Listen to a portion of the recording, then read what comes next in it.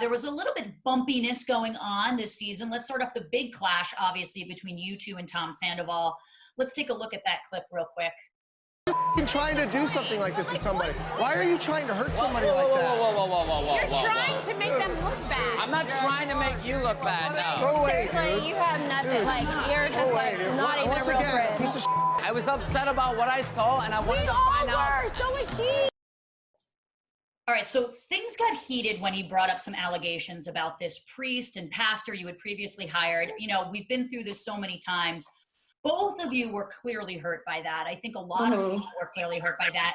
Do you think Sandoval just crossed a line with mentioning it, or was it really the timing of him mentioning it? It was the timing. I think he's allowed to ask questions or whatever. You can do that in friendships, but I was already crying my eyes out, and I was hammered from a bridal shower that had happened like all day long. So we had been drinking all day long. We get there, I was getting like hounded on social media, and I tried my hardest to ignore that, but sometimes you can't. Sometimes it's just so much that you just can't help but see things. And I was already crying, and then bringing it up right before the wedding like that, after we had already done something about it too. And he's also known for months. He's known about this for months. And he waited till Peter's birthday because he had no storyline. He had nothing going on with his life because his life is so boring. So he decided, let's bring this up at Peter's birthday party instead of calling my friend and being like, yo, bro, did you see what happened? Like, are you reading what's going on? I wanted you to get ahead of this. Like, do you know, like, what can I do to help you out as a friend? Not blast me at someone's birthday party when you knew all along what was going on. No, that was for a storyline, pure and simple.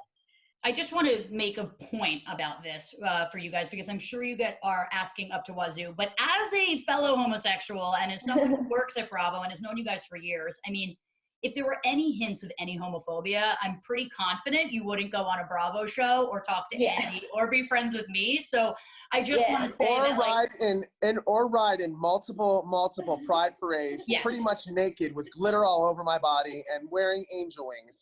I mean, you got to understand, I've been in this community for a very, very, very, very long time. I've done a lot of things in the community. So for people to say that to me, it really hurts my feelings because, you know, we took care of the situation.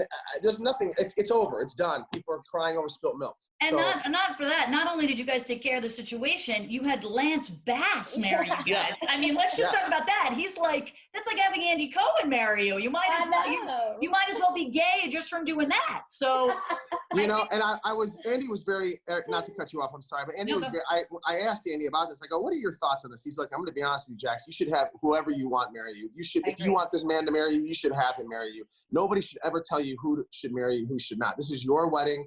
You should have what you want. And I think I totally disagree with what Tom's saying. I totally disagree with everybody else is saying. So that gave me a lot of confidence when Andy said that. It made me feel really good. I couldn't agree more. I mean, listen, I've sat in weddings of all sort of things. This is your day. It should be exactly what you want, and it shouldn't be complicated by anything else. And honestly, once it was made to light, you guys handled it appropriately, and I applaud you both for that. And I'm sorry if you guys are getting any flack or any heat. It's just, when you're famous, guys, this is what happens. You know, it's okay. It's life. It happens. You know, we said what we needed to say, and we kind of just want to leave it at that and move on. Yeah.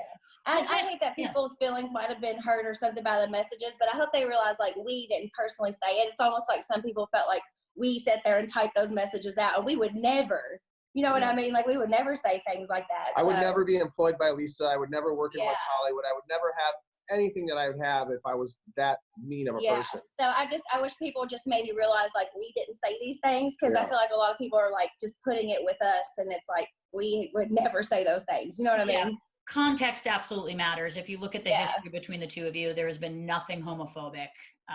Ever will be. No, thank God. I wouldn't be doing this interview with you guys if there was.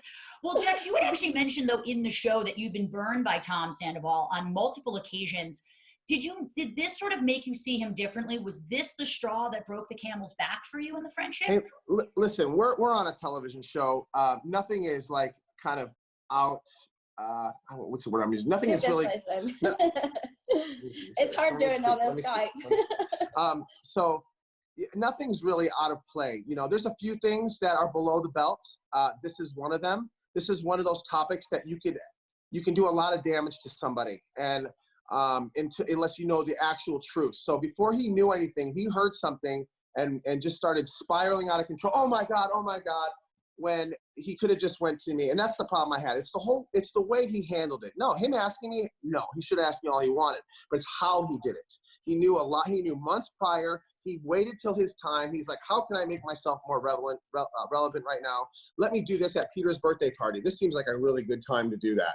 So I was a little like, listen, your tact was a little off. Yes, you may have been pushed to do it at that party, but if, as a friend, I put the show aside for a second. He could have said, you know what? This is not the right time or place. Jackson and Brittany are going through a lot right now. I will ask them about this, but this isn't the right time. I can see that they're both upset.